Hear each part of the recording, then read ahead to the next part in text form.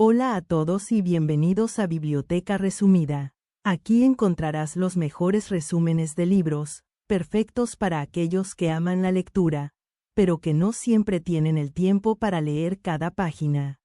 Si te gusta el contenido, no olvides suscribirte al canal para no perderte ningún resumen. Vamos a empezar.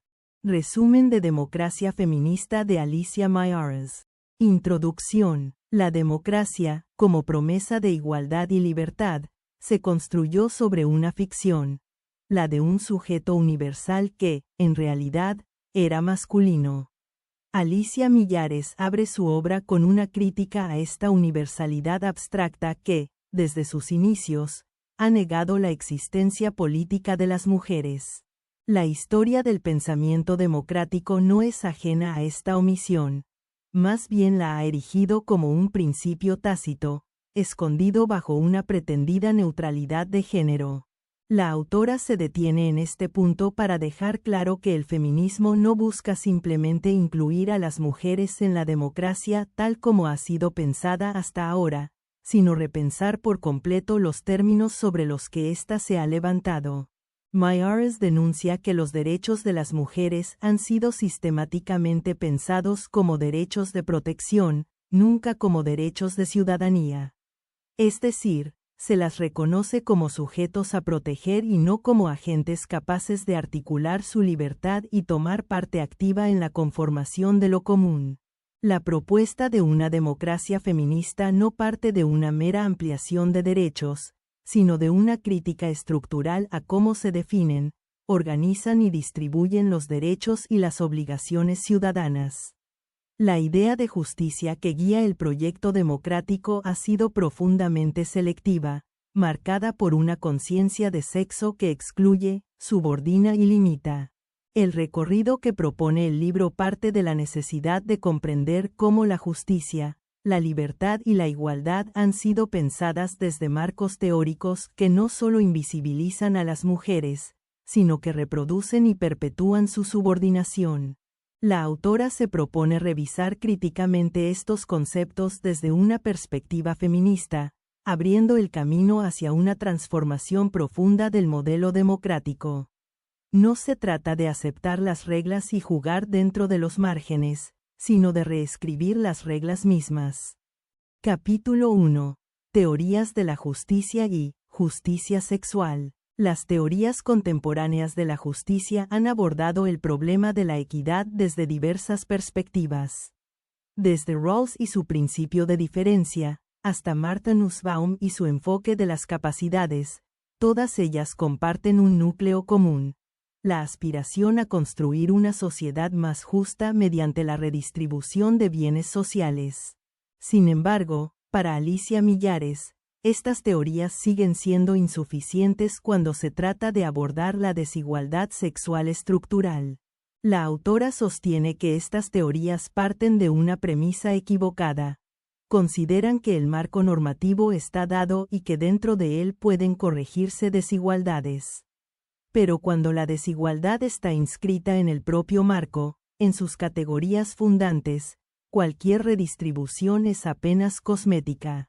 La justicia sexual, en cambio, no puede limitarse a un reparto más equitativo de recursos o a una ampliación de derechos. Implica repensar desde la base las formas en que se definen los sujetos políticos, las relaciones sociales y los vínculos de poder. Una de las claves de esta crítica está en cómo se ha entendido la neutralidad. En la teoría rawlsiana, por ejemplo, el velo de la ignorancia pretende garantizar la imparcialidad. Pero Millares señala que esta abstracción borra las relaciones de poder que ya existen. El sujeto detrás del velo no es neutro, es varón, blanco, heterosexual y occidental. En este sentido, la neutralidad no es más que una forma de invisibilizar las jerarquías que estructuran el mundo real. El feminismo, entonces, exige una teoría de la justicia que reconozca explícitamente la diferencia sexual y que la aborde no como una característica biológica, sino como una construcción política y social cargada de poder.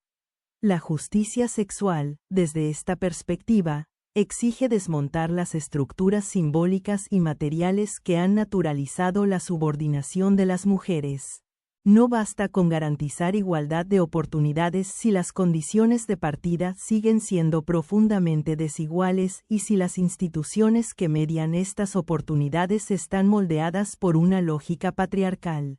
Myers introduce también el concepto de conciencia de sexo, como una categoría clave para una teoría feminista de la justicia.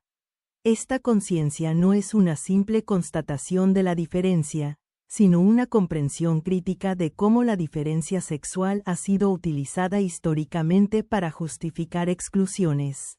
Desde esta conciencia se hace visible que la justicia no puede ser equitativa si no cuestiona la división sexual del trabajo, la jerarquización de saberes, la asignación desigual de cuidados, y la forma en que el poder se distribuye en función del sexo.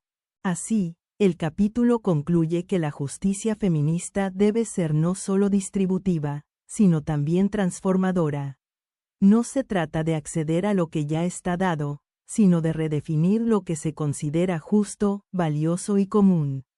La lucha feminista por la justicia sexual no busca únicamente corregir fallas del sistema, sino cuestionar el sistema mismo desde sus fundamentos. Capítulo 2. Los problemas de la libertad. La libertad es uno de los grandes principios del pensamiento político occidental, pero ¿qué ocurre cuando ese principio se construye sobre la exclusión de ciertas experiencias vitales? Alicia Myers comienza este capítulo desmontando la idea de libertad negativa, esa noción liberal que la define como ausencia de interferencias externas. Para muchas mujeres, dice, esta forma de entender la libertad ha sido ilusoria. Se les ha garantizado en el papel, pero en la práctica han vivido bajo regímenes de coerción simbólica, económica y afectiva. La autora argumenta que la experiencia femenina ha estado marcada por formas de dependencia estructural, en la familia, en el trabajo, en las relaciones amorosas. Por eso, una teoría feminista de la libertad no puede conformarse con la mera no intervención. La libertad real implica poder elegir sin miedo, sin chantajes afectivos, sin dependencia económica, sin violencia. Implica tener las condiciones materiales y simbólicas necesarias para construir una vida autónoma. El feminismo, en esta línea, propone una noción positiva y relacional de la libertad. La autonomía no se alcanza en el vacío, sino dentro de un entramado de relaciones sociales. Por eso, hablar de libertad para las mujeres implica también hablar de cuidados, de reparto del tiempo, de igualdad en el acceso a la educación, a la salud, al trabajo digno. No se es libre si la maternidad no es una elección, si el aborto está penalizado, si la violencia machista no se combate con contundencia. Myers critica la forma en que las democracias liberales han gestionado estos temas. En muchos casos, han delegado en las mujeres una serie de funciones esenciales para el sostenimiento de la vida, pero sin reconocer su valor ni garantizar los derechos necesarios para que esa carga no se convierta en una trampa. La libertad, entonces, se convierte en un privilegio para unos pocos y en una ficción para muchas. Otro eje del capítulo es el cuestionamiento de la dicotomía entre público y privado. Durante siglos, a las mujeres se les ha asignado el ámbito privado, bajo el argumento de que allí ejercían su libertad personal. Pero esa esfera privada ha estado marcada por relaciones de poder desiguales, por el silencio y por la invisibilización. Hablar de libertad, por tanto, exige politizar lo privado, hacer visible lo que allí ocurre y garantizar que los derechos no se detienen en la puerta del hogar. La autora concluye que la libertad feminista no es una mera extensión de la libertad masculina.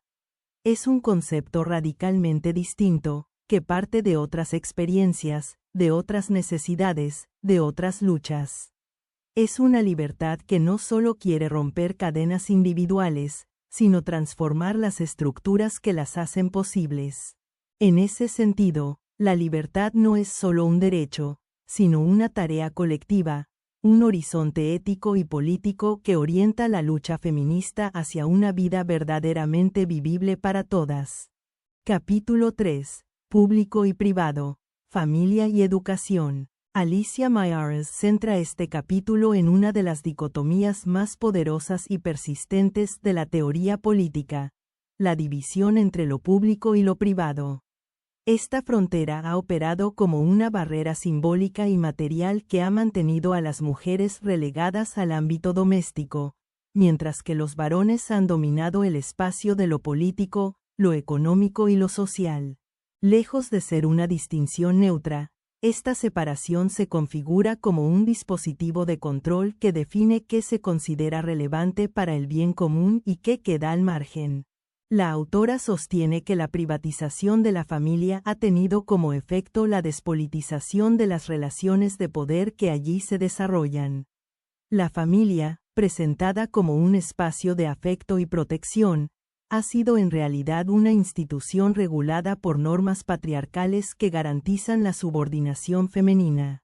En ella se configura un orden jerárquico donde la autoridad masculina se legitima en nombre del amor, el deber o la tradición. El padre como proveedor y la madre como cuidadora son roles que han sido naturalizados, pero que encierran una carga política profunda. La educación aparece en este escenario como la herramienta privilegiada para reproducir este orden. Desde las primeras etapas de la vida, niños y niñas son socializados en una lógica de diferencia jerárquica. Los modelos educativos, tanto formales como informales, consolidan la división sexual del trabajo, los estereotipos de género y la desigualdad en las expectativas vitales.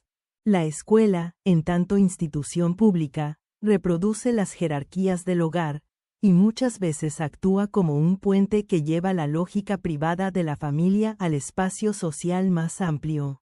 Myers denuncia el mito de la neutralidad educativa. Los contenidos curriculares, los libros de texto, los discursos pedagógicos y la propia configuración de los espacios escolares refuerzan un orden simbólico que legitima la supremacía masculina. Así, la autora cuestiona no solo lo que se enseña, sino cómo se enseña, a quién se dirige el mensaje, qué cuerpos ocupan el centro del aula y cuáles permanecen en los márgenes. El feminismo, en este contexto, se presenta como una fuerza desestabilizadora de la naturalización de lo privado y de la neutralidad de lo público. Reclama una revisión profunda de la familia como institución, no para destruirla, sino para desenmascarar sus vínculos con el poder patriarcal y para construir relaciones basadas en la igualdad, el reconocimiento y la autonomía. Del mismo modo, exige una transformación del sistema educativo que permita romper con los mandatos de género y con la lógica binaria que ha limitado las posibilidades de existencia para muchas personas. El capítulo concluye afirmando que la política democrática no puede limitarse al Parlamento o a las urnas. Tiene que llegar hasta la cocina, hasta la cuna, hasta el aula. Porque es allí donde se reproduce la desigualdad, donde se naturaliza la dependencia y donde se gestan los mecanismos que impiden a las mujeres ejercer su libertad plena. Romper la dicotomía público-privado no es solo una estrategia teórica, sino una necesidad práctica para construir una democracia verdaderamente inclusiva. Capítulo 4. El valor de la igualdad. La igualdad, dice Millares, es el principio que más ha sido defendido y traicionado en las democracias contemporáneas. Ha sido proclamada como derecho universal, pero en su aplicación concreta se ha desdibujado, vaciado y adaptado a los intereses de los que ya ocupaban el centro. El capítulo parte de una crítica a las diferentes formas de entender la igualdad, distinguiendo entre igualdad formal, igualdad de oportunidades e igualdad sustantiva. La igualdad formal, sostenida por la tradición liberal, se basa en la idea de tratar igual a quienes se consideran iguales. Pero esta noción esconde un problema de origen. Solo son tratados como iguales aquellos que ya pertenecen a la norma. Las mujeres, los cuerpos disidentes, Los pueblos colonizados o las personas con diversidad funcional han sido sistemáticamente excluidos del estatus de igualdad formal porque su diferencia es vista como una desviación. La ley, en estos casos, actúa no como garante de derechos, sino como reproductora de una desigualdad estructural. La igualdad de oportunidades, que aparece como una evolución del modelo anterior, pretende corregir las desventajas de partida. Sin embargo, Millares denuncia que esta igualdad se convierte muchas veces en una retórica vacía cuando no va acompañada de medidas efectivas de redistribución y reconocimiento. Además, al centrarse exclusivamente en el mérito, individualiza la responsabilidad del éxito o el fracaso, invisibilizando las condiciones sociales que limitan o potencian las trayectorias vitales. Frente a estas limitaciones, la autora propone una igualdad sustantiva que implica una transformación estructural del orden social. Esta forma de igualdad no se conforma con que las mujeres puedan acceder a los espacios de poder, sino que busca cambiar las reglas que han definido históricamente ese poder. La igualdad, entonces, no se mide por la presencia de mujeres en cargos altos, sino por la redistribución del tiempo, del cuidado, del reconocimiento simbólico y de los recursos materiales. Un punto clave en este capítulo es la crítica a las políticas de paridad mal entendidas. Millares aclara que la presencia de mujeres en sí misma no garantiza un cambio feminista. La paridad solo tiene sentido si está orientada por una conciencia de sexo, es decir, por una comprensión crítica de las estructuras patriarcales.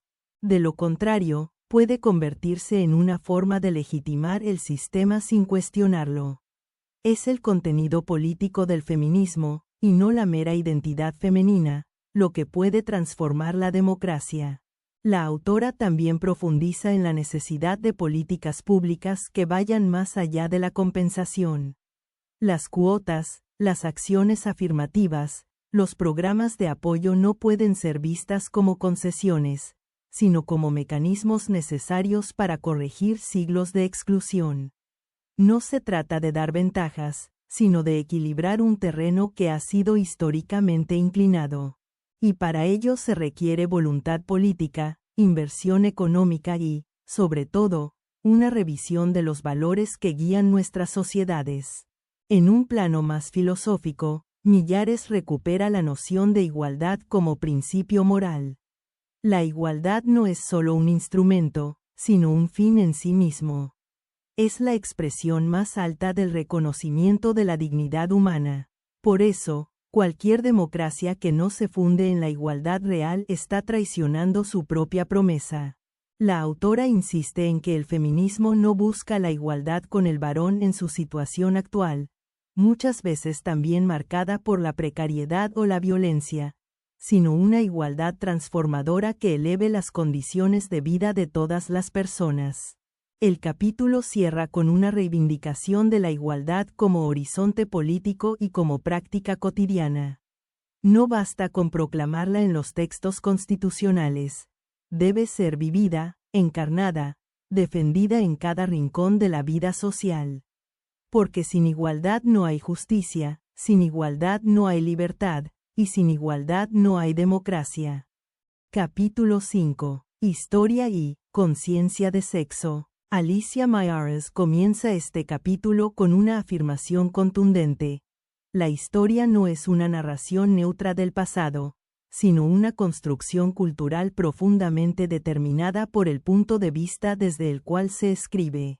La historiografía tradicional ha omitido sistemáticamente la presencia y agencia de las mujeres, relegándolas al olvido o, en el mejor de los casos, representándolas como figuras subordinadas dentro de los relatos dominantes. Esta exclusión no es casual ni anecdótica, responde a una lógica de poder que opera desde la base misma del conocimiento. La autora plantea que una de las tareas más urgentes del feminismo es recuperar la conciencia de sexo como categoría histórica. Esta conciencia permite ver cómo la diferencia sexual ha sido utilizada para estructurar las instituciones, las leyes, las costumbres y los sistemas simbólicos. No se trata solo de incluir mujeres en los relatos históricos, sino de comprender cómo la historia misma ha sido configurada desde una conciencia masculina que ha universalizado su experiencia como norma. La historia de la democracia, por ejemplo, ha sido escrita desde una perspectiva androcéntrica. Desde la Atenas clásica hasta las revoluciones modernas, las mujeres han sido invisibilizadas como sujetos políticos. Incluso cuando luchaban activamente por sus derechos, como las sufragistas, las sindicalistas o las filósofas ilustradas, sus voces eran silenciadas o minimizadas. Lo que se llama ciudadanía ha sido, históricamente, una ciudadanía masculina, fundada sobre la exclusión del cuerpo femenino y de su experiencia vital. Myers pone especial énfasis en cómo esta omisión histórica ha impactado en la construcción de la subjetividad femenina. Al quedar fuera del relato, las mujeres han sido despojadas de su identidad política. Han sido definidas en relación con los varones, como hijas, esposas, madres, y su papel social ha estado mediado por esa dependencia. Recuperar la conciencia de sexo, entonces, implica romper con esa mirada dependiente y construir una genealogía propia, crítica y autónoma. Una parte esencial de este capítulo es la crítica a la forma en que el feminismo ha sido interpretado en la historiografía reciente. Se lo presenta muchas veces como una corriente marginal, localizada en momentos puntuales, sin continuidad ni profundidad estructural. Myers desmonta esta visión y muestra que el feminismo es, en realidad, un hilo de pensamiento y acción que atraviesa la historia moderna, desde las primeras críticas a la Ilustración hasta las luchas actuales por los derechos sexuales y reproductivos. El concepto de conciencia de sexo no se limita a una toma de conciencia individual, sino que es una categoría política. Es el reconocimiento de que la diferencia sexual no es neutral, sino estructurante de las jerarquías sociales.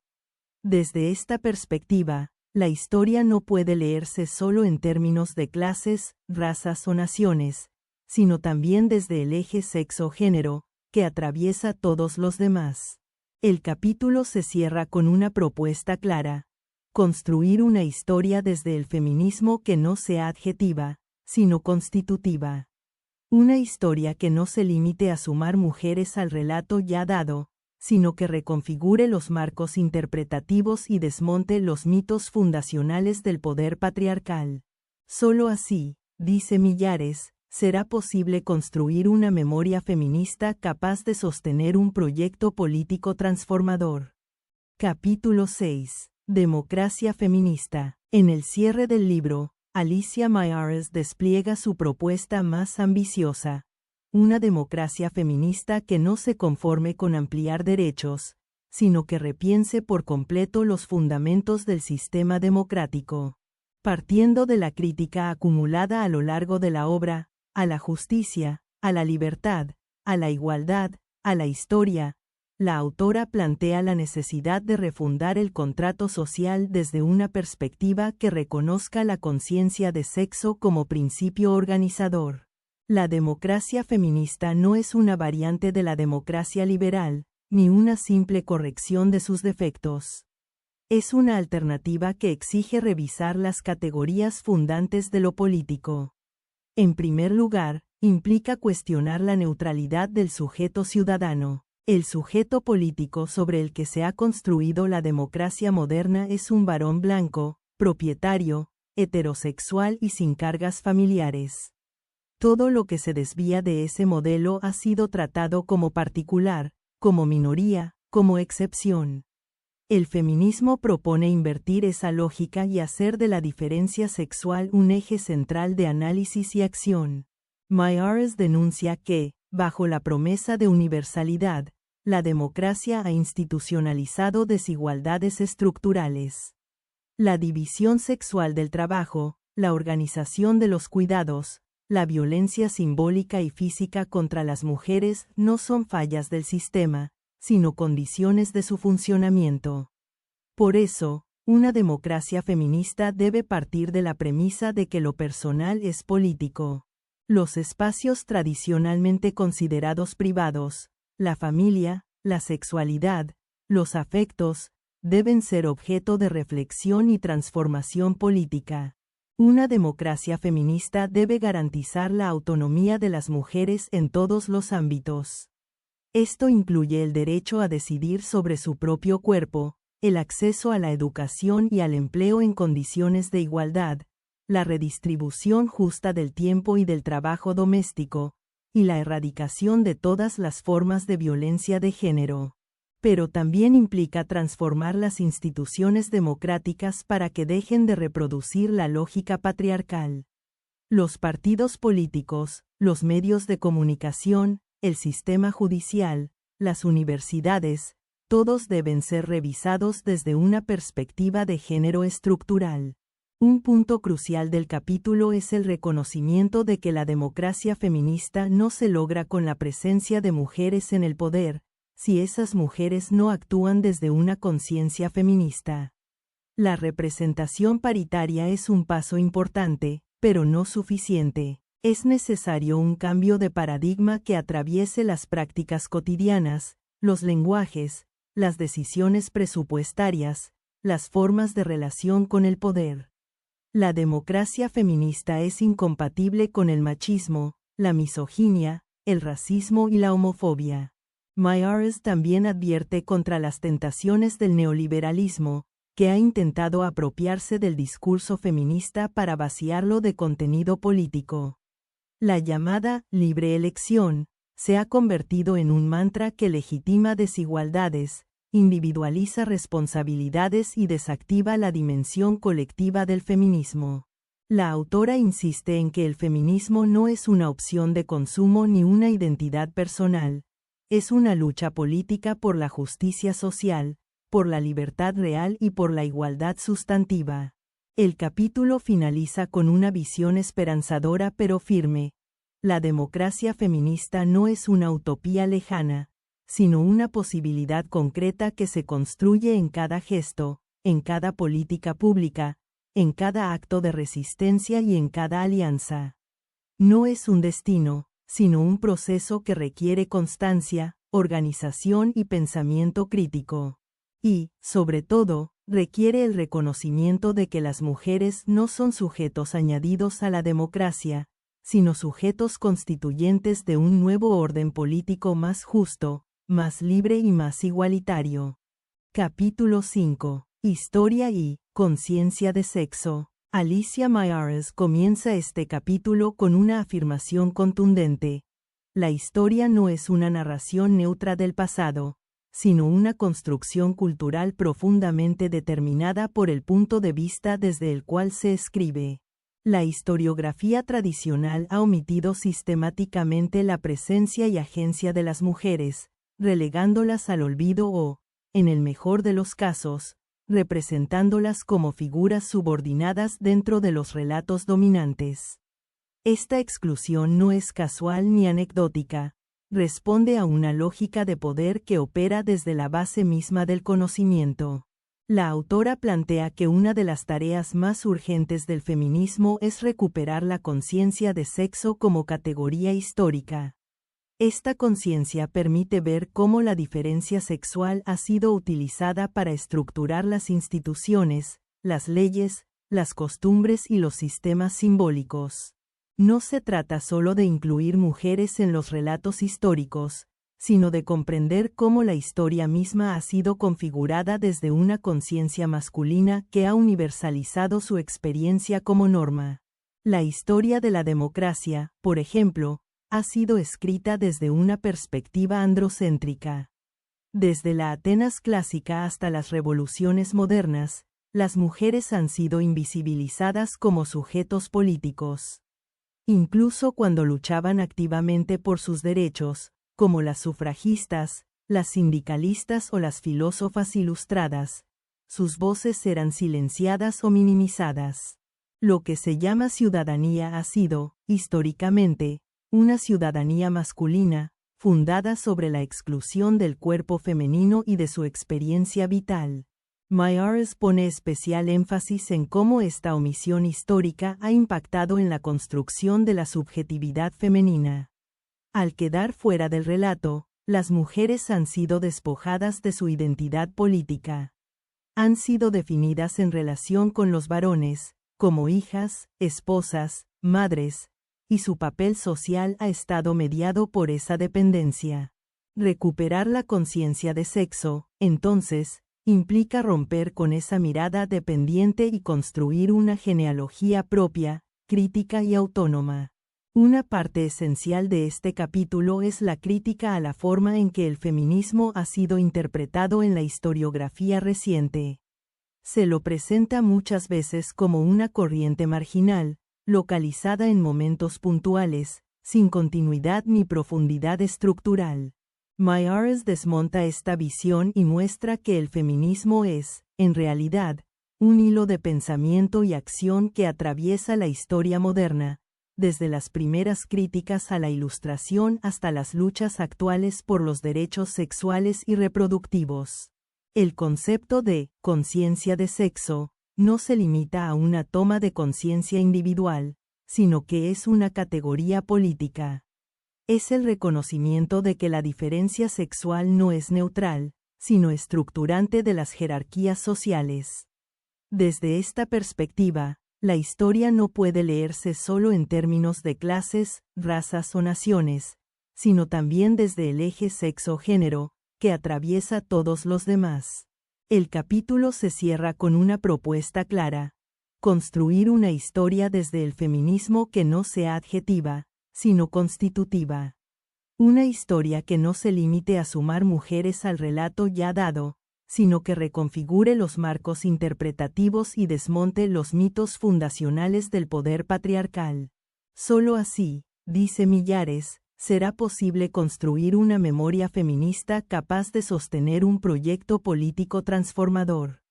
Capítulo 6. Democracia feminista. En el cierre del libro, Alicia Myers despliega su propuesta más ambiciosa: una democracia feminista que no se conforme con ampliar derechos, sino que repiense por completo los fundamentos del sistema democrático. Partiendo de la crítica acumulada a lo largo de la obra, a la justicia, a la libertad, a la igualdad, a la historia, la autora plantea la necesidad de refundar el contrato social desde una perspectiva que reconozca la conciencia de sexo como principio organizador. La democracia feminista no es una variante de la democracia liberal, ni una simple corrección de sus defectos. Es una alternativa que exige revisar las categorías fundantes de lo político. En primer lugar, implica cuestionar la neutralidad del sujeto ciudadano. El sujeto político sobre el que se ha construido la democracia moderna es un varón blanco, propietario, heterosexual y sin cargas familiares. Todo lo que se desvía de ese modelo ha sido tratado como particular, como minoría, como excepción. El feminismo propone invertir esa lógica y hacer de la diferencia sexual un eje central de análisis y acción. Myers denuncia que, bajo la promesa de universalidad, la democracia ha institucionalizado desigualdades estructurales. La división sexual del trabajo, la organización de los cuidados, la violencia simbólica y física contra las mujeres no son fallas del sistema, sino condiciones de su funcionamiento. Por eso, una democracia feminista debe partir de la premisa de que lo personal es político. Los espacios tradicionalmente considerados privados, la familia, la sexualidad, los afectos, deben ser objeto de reflexión y transformación política. Una democracia feminista debe garantizar la autonomía de las mujeres en todos los ámbitos. Esto incluye el derecho a decidir sobre su propio cuerpo, el acceso a la educación y al empleo en condiciones de igualdad, la redistribución justa del tiempo y del trabajo doméstico, y la erradicación de todas las formas de violencia de género. Pero también implica transformar las instituciones democráticas para que dejen de reproducir la lógica patriarcal. Los partidos políticos, los medios de comunicación, el sistema judicial, las universidades, Todos deben ser revisados desde una perspectiva de género estructural.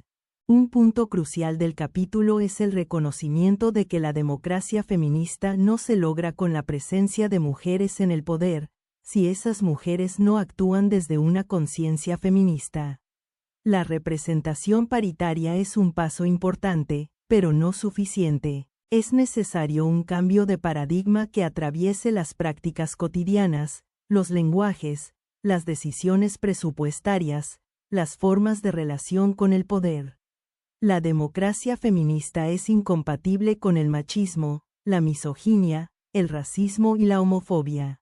Myers también advierte contra las tentaciones del neoliberalismo, que ha intentado apropiarse del discurso feminista para vaciarlo de contenido político. La llamada libre elección se ha convertido en un mantra que legitima desigualdades, individualiza responsabilidades y desactiva la dimensión colectiva del feminismo. La autora insiste en que el feminismo no es una opción de consumo ni una identidad personal, es una lucha política por la justicia social, por la libertad real y por la igualdad sustantiva. El capítulo finaliza con una visión esperanzadora pero firme.